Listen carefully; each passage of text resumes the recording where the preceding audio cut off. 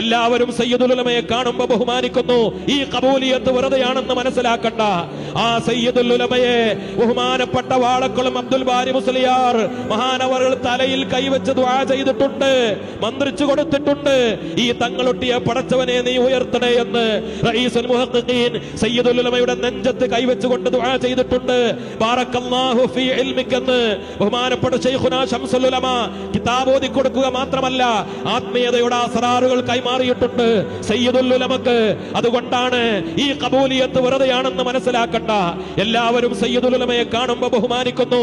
നാനാജാതി മതവിഭാഗക്കാർ സയ്യിദുൽ ഉലമയെ ജിഫ്രി തങ്ങളെ അറിയാത്ത ആളുകൾ ആരുമില്ല. പത്രപ്രവർത്തകർക്കറിയാം, രാഷ്ട്രീയ പാർട്ടിക്കാർക്കറിയാം. എല്ലാവർക്കും ബഹുമാനമാണ്, ആദരവാണ്.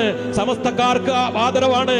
അതോടൊപ്പം സുന്നികളായ എല്ലാ സംഘടനകളും സയ്യിദുൽ ഉലമയെ ആഗ്രഹിക്കുന്നു, ആദരിക്കുന്നു, ബഹുമാനിക്കുന്നു. ഈ ഖബൂലിയത്ത് വെറുതെ ഉണ്ടായതാണെന്ന് നിങ്ങൾ മനസ്സിലാക്കുന്നുണ്ടോ?